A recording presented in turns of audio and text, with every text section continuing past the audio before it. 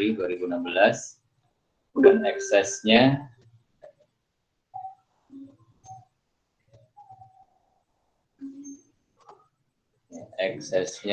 sudah ada angkanya 50.000, dialokasikan ke paten 50% under value, manfaat 10 tahun, sisanya ke inventory under value, terjual 2016.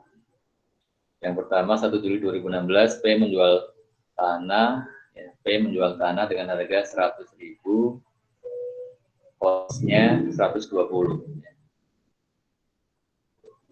Berarti malah rugi ya, malah rugi 20.000. Kemudian yang pertama diminta membuat jurnal terkait investment in S tahun 2016. Yang pertama ya, jurnalnya adalah untuk mencatat pembelian saham, debit investment in S, credit cash, angkanya tidak tahu ya, tidak tersedia di soal. Kemudian yang kedua, mencatat unrealized loss ya. Kan loss 20.000 ya, berarti income-nya di debit ya. Income-nya di debit. Ya, untuk yang land ya, land itu harga belinya ya, cost-nya 120, dijual 100, tapi unrealized loss ya. Debit income from S, credit investment in S 20.000. Kemudian 1 Juli 2016 S menerbitkan obligasi. Atau sebelumnya kita mengamortisasi ekses yang inventory ya. Dari akuisisinya ada ekses ke inventory berapa ya? Setengah dari 50.000 ya, ke paten setengahnya, ke inventory setengah. Untuk yang inventory terjual di tahun 2016 berarti mendebitnya income from S, credit investment in S ya, mengurangi bagian laba berapa? 25.000 ya. Kok di sini 20.000 ya, karena kalau dari alokasi ekses itu P mencatat sebesar alokasi untuk P 80% ya. Untuk amortisasi ekses untuk ke inventory. Kemudian untuk yang paten bagaimana? Untuk yang paten juga sama ya, debit income from S, credit investment in S. Ini angkanya juga ya, dari total ya 2.500 ya. Totalnya 2.500 setahun. Kemudian untuk P 80%. Kemudian untuk mengakui bagian laba ya, debit investment in S, credit income from S, berapa labanya S adalah 100.000 ya, berarti 80.000 untuk P. Kemudian dividen 40%, berarti untuk dividennya cash debit investment credit sebesar 32.000. Kemudian, nah yang terkait dengan bond ya, tadi belum dibahas lewat ya. 1 Juli 2016 S menerbitkan bond 5 tahun ya. 10% kupon rate-nya atau stated rate-nya, kemudian membayar bunga 1 Januari 1 Juli, harga belinya 92.000. Harga jualnya ya. Pada waktu itu tingkat marketnya 12%. Nah, karena kita adalah membuat pembukuan di buku P, maka untuk 2016 ini bondnya belum dicatat oleh P karena bondnya P belum membeli obligasinya S. Ya. Jadi P belum ada kaitan dengan bond yang diterbitkan oleh S, ya, sehingga di 2016 belum dicatat. Kemudian kita lanjut yang 2017-nya, 2 Januari, P membeli 40% bond S dengan rate 101. Pada saat itu, yield-nya 9,7%. Ya. Perhatikan di sini ya, ketika P membeli, kenapa dia dengan kursnya, rate-nya di kursnya 101% maksudnya. Mengapa rate-nya bisa 101% lebih tinggi dari 100%? Ya, kalau dijual dengan kurs 100% berarti terjual dengan harga nominal ya. Harga nominal kali 100% ya sama dengan harga nominalnya. Kalau dia dijual lebih tinggi ya. Kenapa dijual lebih tinggi? Karena ya penyebabnya adalah karena yield-nya. Yield-nya atau tingkat bunga pasar pada waktu itu kurang dari tingkat bunga kupon. Tingkat bunga kupon adalah tingkat bunga yang dicantumkan di sertifikat obligasi. Nama lainnya stated rate. Stated rate-nya berapa? 10%. Jadi cerita apa? Atau kita mulai dari sini deh, ya. Dari 1 Juli 2016 ya, stated rate atau kupon rate 10%, jual dengan harga 92.640. Waktu itu market rate-nya 12%. Jadi tingkat bunga di pasar 12%. Artinya perusahaan lain ketika menerbitkan obligasi pada saat itu dia menawarkan bunganya 12%. Ya. Sedangkan ya kita menerbitkan dengan bunga 10%. Stated rate atau coupon rate ini kan digunakan untuk menghitung bunga yang akan kita bayarkan. Ya. Jadi bunga yang kita bayarkan dihitung dari stated rate-nya atau coupon rate-nya 10% kali nominalnya berapa. Ya. Nah, kita menawarkan beli obligasi saya kasih bunga 10%. Yang lain-lain, PT lain menjual obligasi, dia menawarkan kalau beli obligasi saya kasih bunga 12%. Ya. Secara umum yang lain-lain 12%. Kalau seperti ini kondisinya, kira-kira investor akan beli obligasi kita, obligasinya P atau obligasinya orang lain.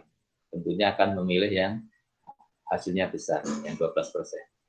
Nah, berarti nggak akan laku ya obligasinya P, betul. Ya, kalau dia dijual dengan harga sesuai dengan harga nominalnya, maka obligasinya nggak akan laku.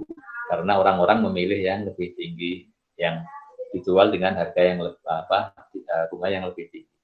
Nah, caranya supaya laku bagaimana?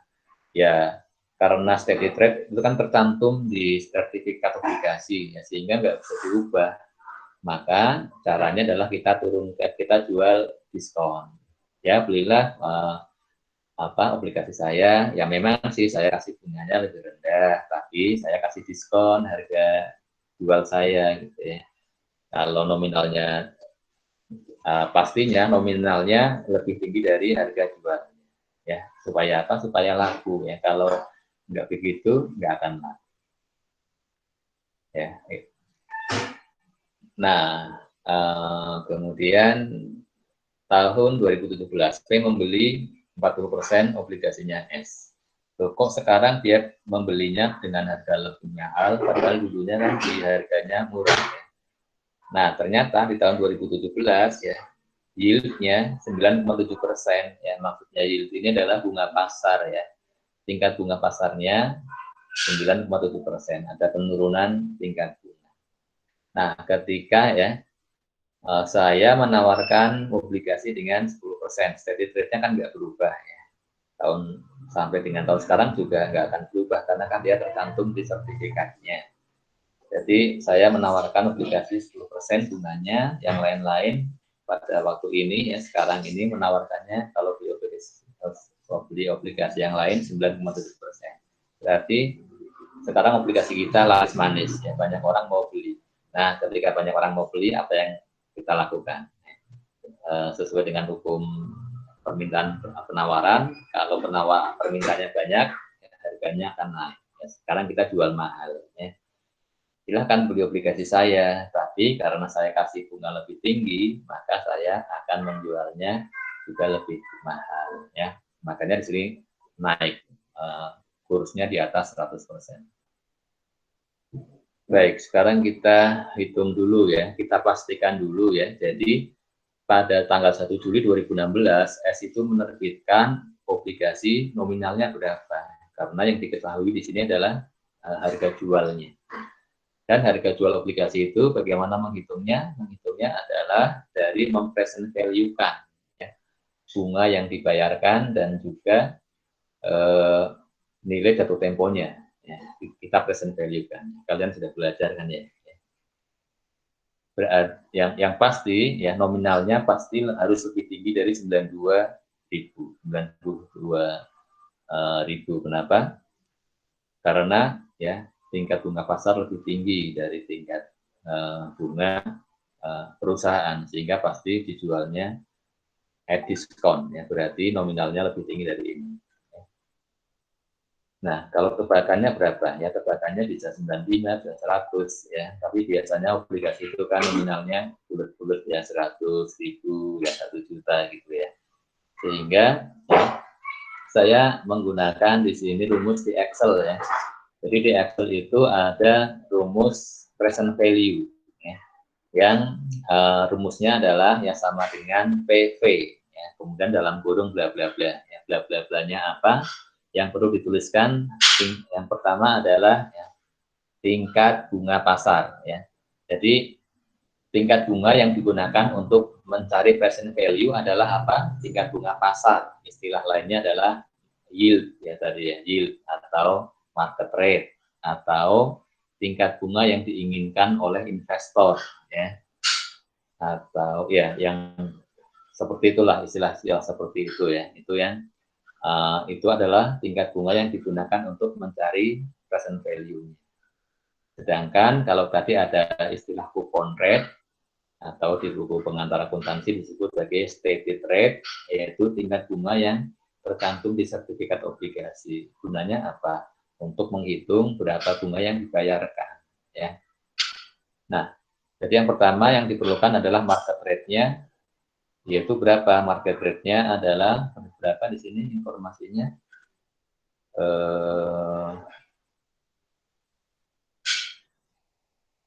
Yang ini ya, 1 Juli 12%. Ya. 12% adalah kalau tidak ada keterangan ini adalah per tahun ya, per annum ya, per tahun ya, annually ya. Jadi 12% itu bunga setahun. Kemudian di sini dia membayarkan bunganya berapa kali?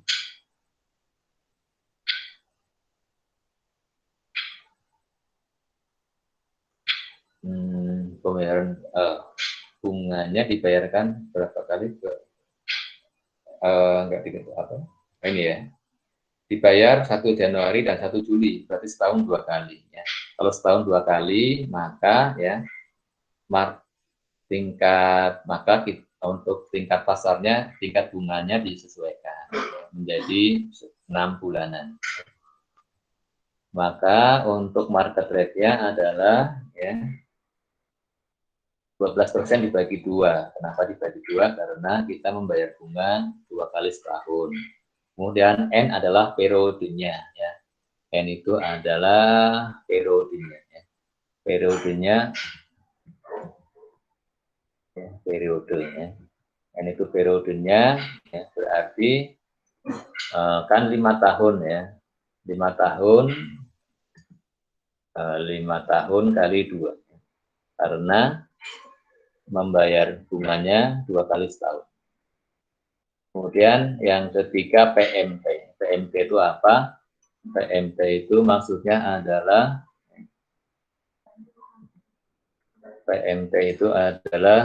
bunga pembayaran annuity-nya ya, pembayaran yang berulangnya. Dalam hal ini adalah pembayaran bunganya. Bunganya berapa yang dibayarkan? Bunganya menggunakan stated rate 10% ya, dikalikan nominalnya ya. Nominalnya kita menebak dulu ya. Kita menebaknya berapa? Menebaknya adalah 100.000 misalkan ya. Kali 100.000 kemudian dikalikan 6/12 ya, karena 6 bulan. Ini adalah PMT-nya. Kemudian yang keempat yang diperlukan adalah FV, future value. Future value maksudnya adalah pembayaran yang satu kali saja, ya, pembayaran yang satu kali saja berarti ini adalah nilai obligasi pada tanggal jatuh tempo. Nilai obligasi yang akan dibayarkan pada tanggal jatuh temponya berapa nilainya? Ya sama dengan nilai nominalnya, ya, nilai stated value, ya, stated value obligasi atau nominal, ya, nilai nominal, nilai nominalnya berapa, ya, kita belum tahu, kita menebaknya 100.000, ya. Kemudian kita cari PV, ya, PV-nya pakai rumus Excel, ya, rumusnya bagaimana? Rumusnya, ya, sama dengan PV dari market rate, periodenya, PMT dan future value-nya, ya. Atau kalau bisa juga ditulis langsung, ya, kalau ditulis langsung begini, ya. Ya, sama dengan PV, ya, dalam kurung, kemudian yang pertama adalah rate-nya berapa? 6%, ya. Titik koma, kemudian N-nya, N periodenya adalah 10, ya. Kemudian selanjutnya PMP-nya adalah 5.000.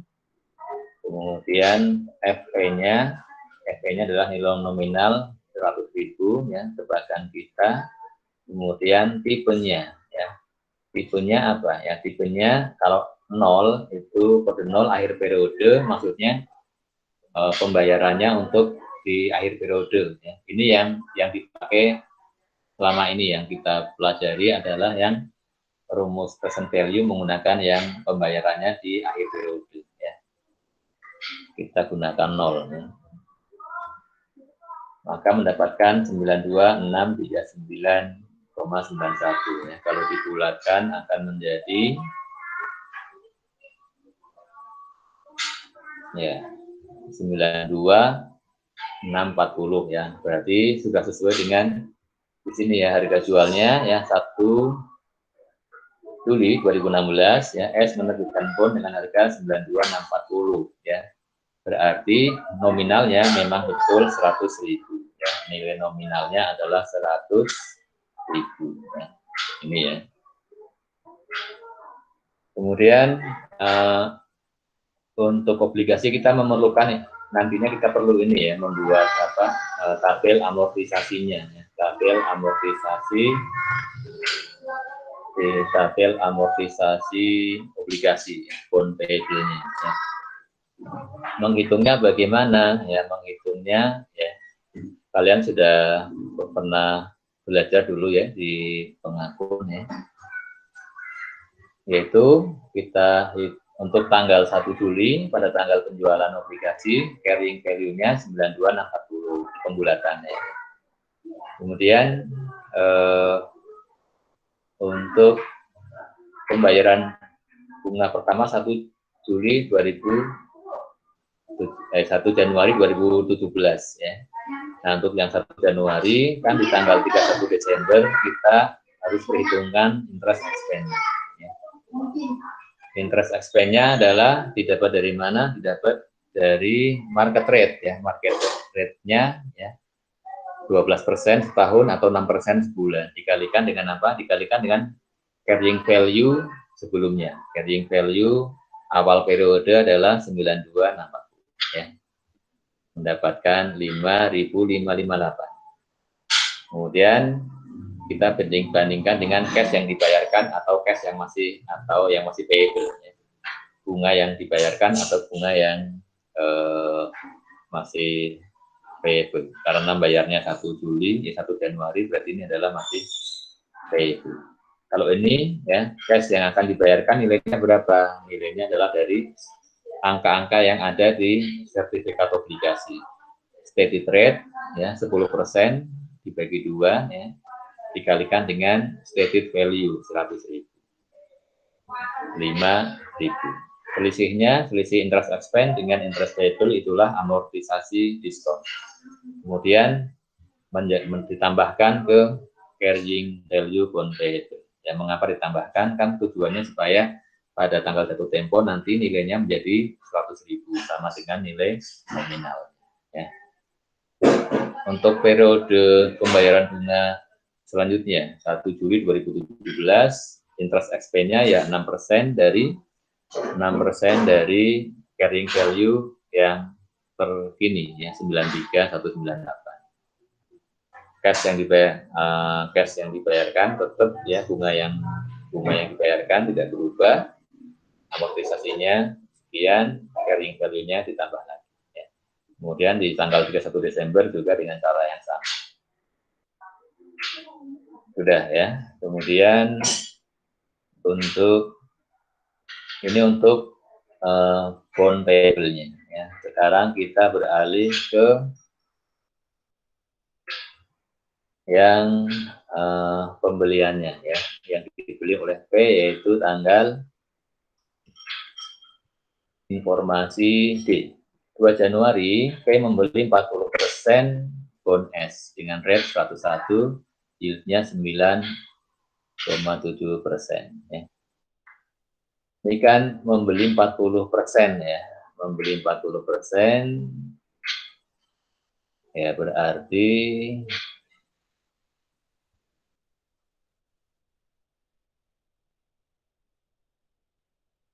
harga belinya berapa? Harga belinya adalah ya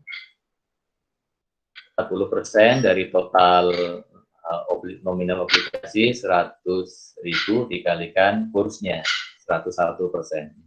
Harga belinya adalah 40.400. Kemudian ya kalau nanti kita mencari construction loss-nya, kita bandingkan dengan carrying value-nya ya. Ini adalah harga belinya, sekarang carrying value-nya. Carrying value-nya dari mana? Carrying value-nya adalah, ini kan membelinya 1 Januari 2017 ya, berarti carrying value-nya obligasi pada tanggal itu adalah menggunakan yang tanggal 31 Desember 2016 ya.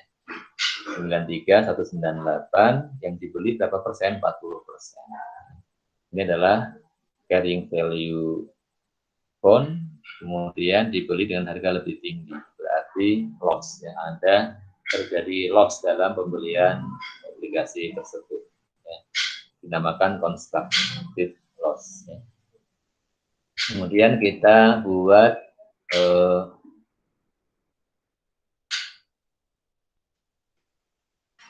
untuk amortisasinya ya, amortisasi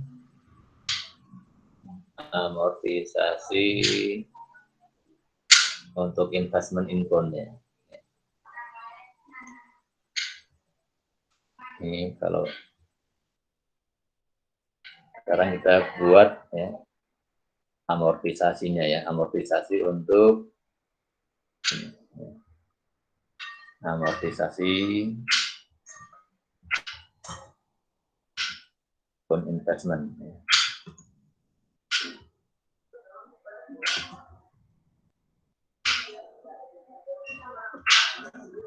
Ya.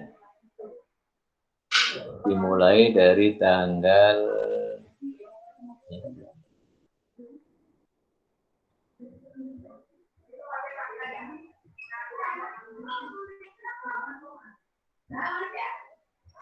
dimulai dari tanggal 2 Januari 2017 ya, carrying value-nya adalah, perhatikan ya, ini adalah carrying value apa? Carrying value bond investment ya. Kalau untuk bond investment, carrying value-nya pada saat dibeli ya sesuai dengan harga belinya. Dibeli dengan harga berapa? 40.400 ya. Dibeli dengan harga 40.400.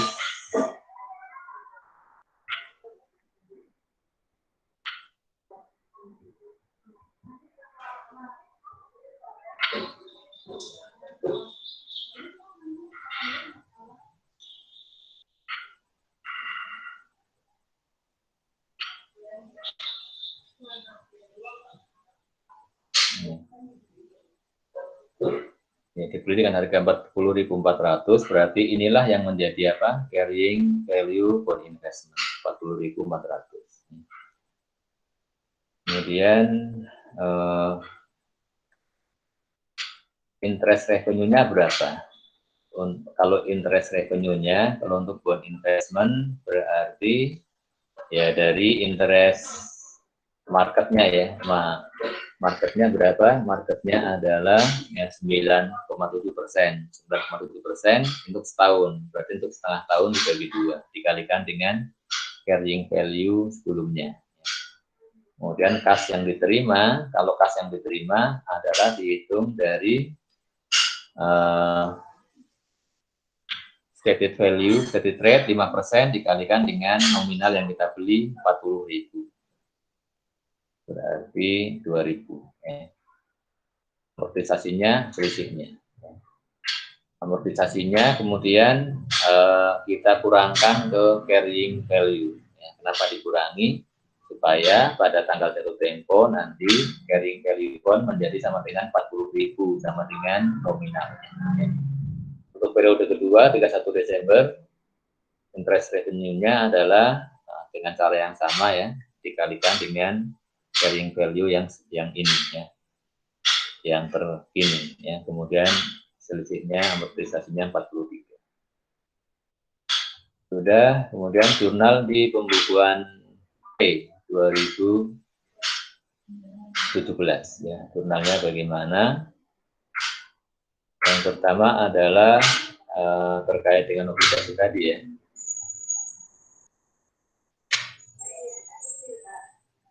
Mencatat constructive loss ya. Sekian ya. Ini mencatatnya bagaimana? Kalau loss berarti income-nya di debit. Income from S debit, credit investment in S berapa? Sebesar 80% dari total constructive loss-nya.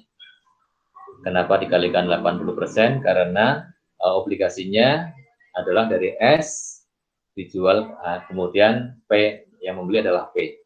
Jadi seperti disamakan dengan upstream ya, meskipun melalui pihak ketiga. Ya.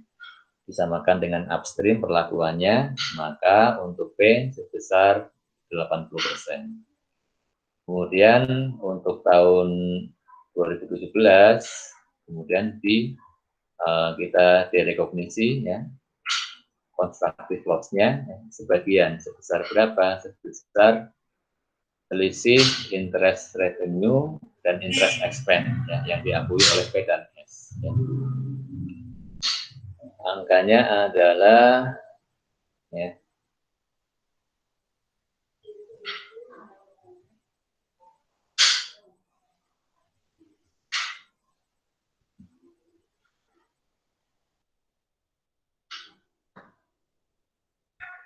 angkanya adalah dari selisih ini ya, selisih interest expense dengan interest revenue. Ya. Interest expense-nya kan untuk 2017 ya, 2017 interest expense-nya adalah yang Juli dengan yang Desember ini, totalnya 11.219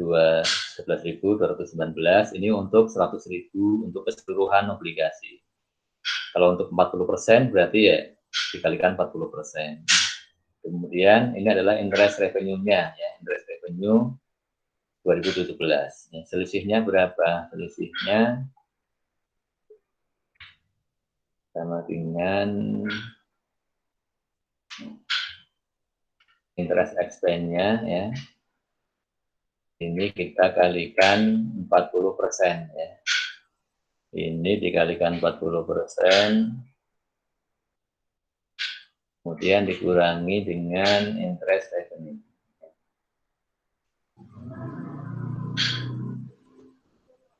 Ya, dikurangi dengan interest revenue, mendapatkan 571. Ya. Kemudian, sudah, ini terkait dengan bond sudah. Kemudian yang berikutnya apa? Yang berikutnya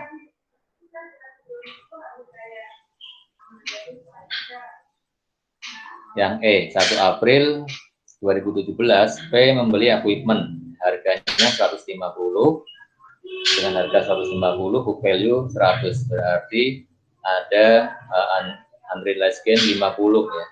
Unrealized gain 50 berarti income from S dikurangi di debit ya. Di debitnya berapa ya? Sekali lagi ya, ini kan penjualannya dari S kepada P berarti ya, upstream. Kalau upstream maka yang dicatat oleh P sebesar bagiannya saja 80%. Ya. Dikalikan dengan kepemilikan 80% ya, 40.000. Kredit investment in S 40.000. Selanjutnya atas equipment yang dibeli ini kemudian kan sudah didepresiasi tahun ini, maka yang didepresiasi itu kemudian menjadi sebagai realisasi, dianggap sebagai realisasi gain ya. Realisasi gain berarti ya debit kita mengkredit income, menambah income from S, debitnya investment ya, nilainya berapa? Nilainya sebesar ya selisih depresiasi tiap tahunnya adalah ya sebesar profitnya ya, unrealized gain dibagi umurnya 5 tahun ya. Kemudian dikalikan dengan waktunya dari 1 April sampai Desember 9 bulan ya. Maka yang bagiannya S ada ya 40.000 dikalikan bagi 5 kali 9 per 12 ya. Atau kalau dihitung dari 50.000 berarti kalau 50.000 dibagi 5 kali 80% ya.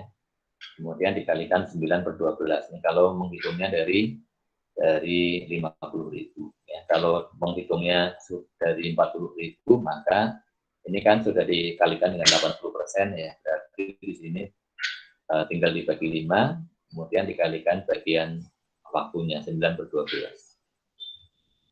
Kemudian selanjutnya yang selanjutnya penyesuaian net income ya, dan penyesuaian net income keseluruhannya ya dari 80% dari 200.000. Kemudian amortisasi ekses untuk paten berarti debit income from S, kreditnya investment sebesar 2.000 yaitu 80% dari 2.500. Kemudian untuk dividen seperti biasanya, 80% dari dividen. Kemudian yang ketiga diminta menghitung saldo investment in S. Ya. Hanya saja investasi awalnya kita nggak tahu angkanya sehingga kita hanya bisa menghitung kenaikannya. Kenaikannya di 2016 berapa, di 2017 berapa.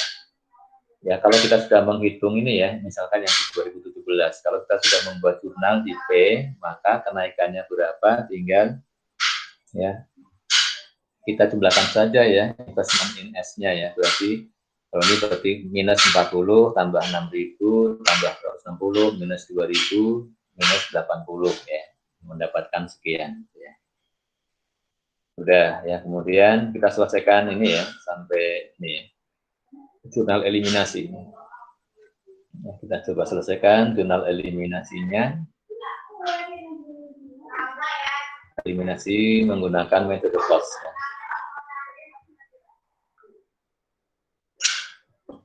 Eliminasinya adalah ya untuk yang bond ya, bond payable maka bond payable di debit sebesar totalnya 100.000 dikalikan 40% ya.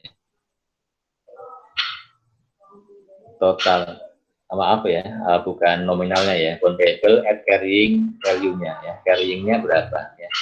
Carrying-nya adalah ya bond payable sebesar ya carrying value pada tanggal 31 Desember 2017 ya. 94.000 sekian ya, dikalikan 40% yang dibeli ya. Kemudian kreditnya apa? Kreditnya adalah bond investment, untuk menghapus bond investment sebesar carrying value-nya tanggal 31 Desember 2012. Selisihnya apa? Selisihnya adalah loss on retirement of bond. Kemudian yang kedua, eliminasi interest revenue, ya, interest revenue debit sebesar berapa? Sebesar interest revenue-nya, ya. Interest revenue-nya adalah sebesar ini, ya, dan dihitung interest expense sebesar berapa? Interest expense adalah ya, interest expense 2017 dikalikan 40%. Selisihnya apa? Loss on retirement account. Ya, totalnya menjadi berapa? Totalnya ya kalau dijumlahkan menjadi sama dengan loss yang ini. Selanjutnya eliminasi atas gain on sale of equipment, ya. Gain-nya di debit, kreditnya equipment sebesar total gain-nya 50.000. Kemudian mencatat eliminasi atau ini ya untuk depresiasi tahun ini ya disesuaikan ya disesuaikan terlalu tinggi ya kita dikurangi berapa? Dikurangi sebesar